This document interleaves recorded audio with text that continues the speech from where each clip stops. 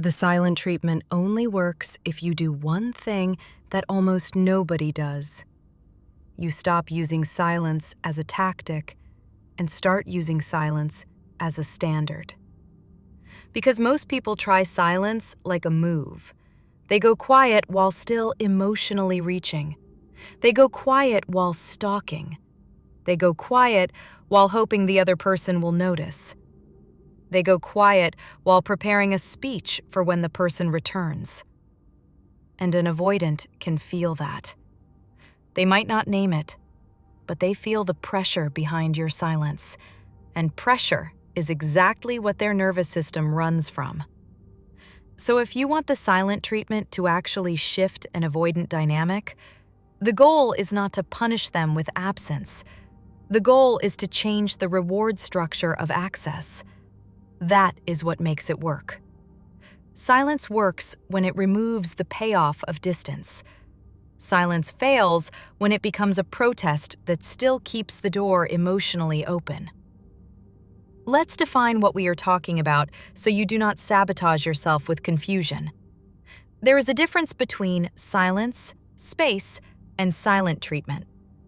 Silence can be clean and mature. It means you are not chasing. You are not reacting. You are not negotiating. You are letting reality speak. Space can be collaborative. It means both people agree to step back, regulate, and return to repair. Silent treatment is usually used as control. It is a withdrawal of communication to punish, destabilize, or force compliance. If your goal is to get an avoidant back, you cannot behave like a controller, because avoidant systems are allergic to control.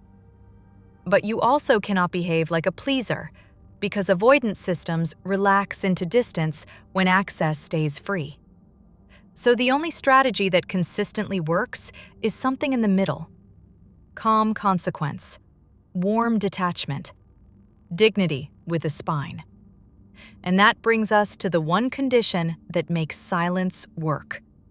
You must actually remove access, not just words. That means you stop providing emotional labor. You stop providing reassurance. You stop providing attention.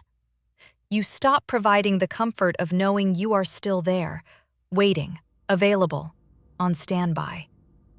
Because in most avoidant dynamics, the person is not leaving because they do not care. They are leaving because closeness activates fear, and distance gives them relief. If every time they take distance, you chase, reassure, over-explain, or try to repair alone, you are accidentally rewarding the exact behavior that keeps you stuck. You are teaching their nervous system that distance produces comfort, because distance makes you work harder and makes them feel in control again. Silence works only when it flips that.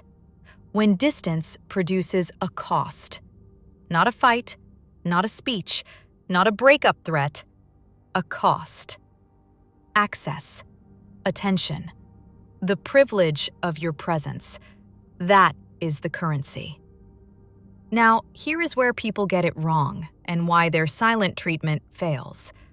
They think silence means ignoring, but their energy is screaming. They post, they story bait, they like old photos, they watch stories, they block and unblock, they send a final paragraph and then go silent. They go quiet while still checking the phone every 6 minutes. And that matters because the avoidant is not responding to your words, they are responding to your nervous system. When your nervous system is still chasing, your silence reads as pressure and instability. When your nervous system is calm, your silence reads as consequence and self-respect. Calm is what creates safety. Consequence is what creates movement. And you need both. This is the brutal truth people do not like. The silent treatment does not work because you disappeared. It works because your disappearance changes the power balance. It changes the story their nervous system tells. It removes the certainty that you will always be there no matter what. And once that certainty is gone, the avoidant is forced to confront something they usually avoid, which is their own attachment response. But it only happens if your silence is clean. Clean means no emotional leaking, no mixed signals, no baiting, no punishment tone, just absence with warmth. That sounds impossible to people at first because they think if they are warm, they are weak, and if they are firm, they are cold. The sweet spot is steady. Steady is the language that changes avoidance systems over time. Steady says, I am not here to control you, and I am not here to be controlled either. I am available for healthy connection, not for chaos. Now let's talk about what happens inside the avoidant when you do this correctly, because understanding it stops you from panicking during the early days. In the beginning, they feel relief. The pressure is gone. Their body unclenches.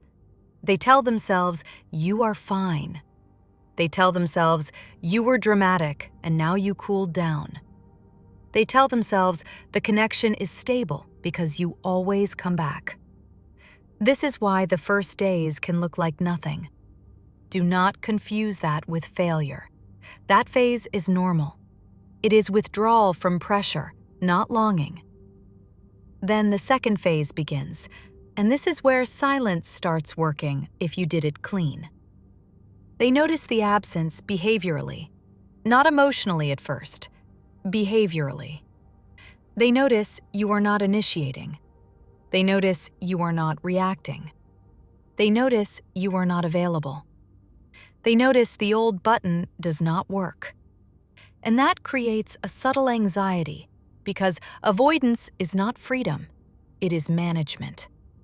Avoidants manage closeness by controlling distance, controlling access, controlling pace. When you stop participating, their management system loses a key piece. They may not call it anxiety, but it shows up as restlessness, checking, hovering, curiosity, testing.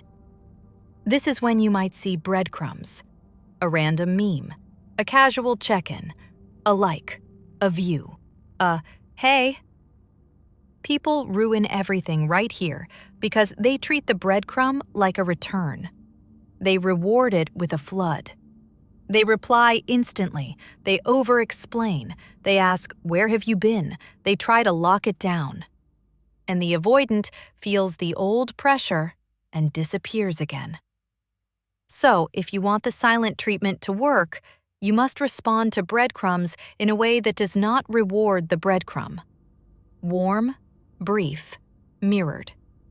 If they send one line, you send one line. If they are vague, you stay vague. Not to be petty, but to stop doing all the work.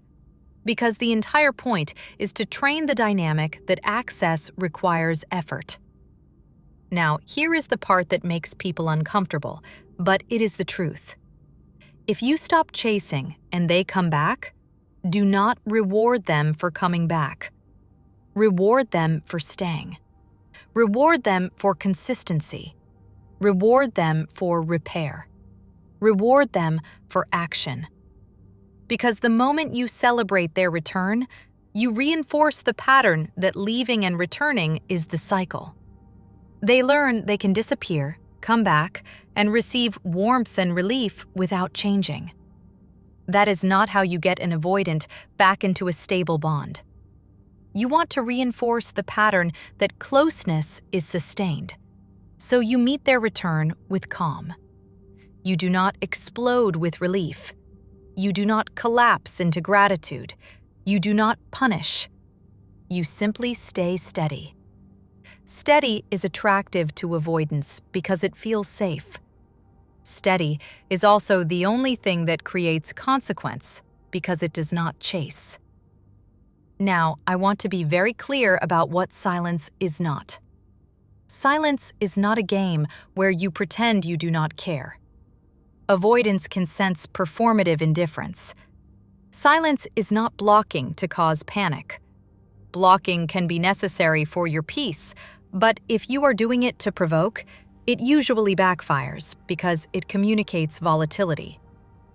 Silence is not using jealousy as a lever. Silence is not waiting in pain while your life shrinks. Silence is not self-abandonment dressed as discipline. Silence works only when it is paired with self-possession. Your life continues. Your energy consolidates. Your attention returns to you. That is why it works. Because the avoidant is no longer the center of your nervous system. And, paradoxically, that is what makes you more magnetic to an avoidant. Avoidants feel safest with people who are not demanding, but they feel most drawn to people who are not easily accessed. So, when you do silence correctly, you provide safety and consequence at the same time. Safety because you are calm. Consequence because you are not available. Now, let's talk about the biggest mistake people make with the silent treatment. They think they are punishing the avoidant, but they are actually punishing themselves and still feeding the avoidant comfort. How does that happen? They go silent but keep the door open emotionally. They keep thinking about them all day. They keep checking. They keep rehearsing. They keep waiting for the text. So the avoidant still feels the energetic access. They still feel that you are there. And then, if the avoidant does reach out, you are so starved that you collapse. That collapse is what teaches the avoidant that distance gives them power. So the solution is not longer silence. The solution is cleaner silence. Cleaner silence means your silence is not a protest, it is a boundary. It is not a performance, it is a standard. So here is the clean structure that makes the silent treatment work, without you being cold and without you being used. First, you stop initiating. That is the obvious part, but it is not the only part. Second, you stop providing emotional labor when they are distant. That means no reassuring messages, no fixing messages, no check-ins that are really bids for reassurance. Third, you stop negotiating. This is where people bleed out. Negotiation is when you accept partial presence and try to reason your way into full presence. You cannot reason someone into maturity. You can only require it. Fourth, you become predictable in your self-respect. This is the most powerful thing you can do with an avoidant. You do not swing between closeness and punishment. You do not explode and then disappear. You become consistent. Consistent in your warmth and consistent in your boundaries. You respond when it is respectful. You disengage when it is vague, disrespectful, or confusing. That consistency becomes a new environment, and environments shape behavior. Now, let's talk about the sentence that makes silence actually work. It is not a dramatic goodbye. It is not a breakup essay. It is one clean boundary when necessary, and then you let behavior speak. The boundary is essentially this: I am open to calm connection and clear communication. I am not available for disappearing and returning like nothing happened. That is it. You do not need to announce your silence beyond that, because announcing silence is usually pressure. If you need to say something, you say it once, calmly, and then you stop explaining. And this is important. Your silence must not come with moral superiority. Avoidants are sensitive to shame. If you shame them, they retreat. If you beg them, they retreat. If you stay calm and firm, you create the only space where they can approach. Now, what if you are scared that going silent will push them away forever? Here is the truth that will protect you. If silence pushes them away, chasing would not have turned them into a healthy partner. If silence pushes them away, It means they preferred access without responsibility. And that is not a bond you can stabilize by working harder. But if they have real feelings and real capacity, silence does not push them away. It pulls them toward reflection. It creates space for their nervous system to miss you without being flooded. And that is the key. Avoidants often do not miss you when you are right there asking to be missed. They miss you when the pressure is gone and the absence is real. Now, I want to give you a practical way to handle their reach out so you do not ruin your own leverage. There are 3 types of reach out. Type 1 is a breadcrumb. Vague, casual, no accountability. Type 2 is nostalgia. Emotional, but still not anchored in action. Type 3 is repair. Direct, accountable, moving toward clarity. Your response should match the type. Breadcrumb gets warmth but no depth. Short reply, no questions, no chasing. Nostalgia gets warmth and a pivot to action. You do not get pulled into the past. You redirect to the present. Repair gets a calm opening. Not a flood, not a punishment.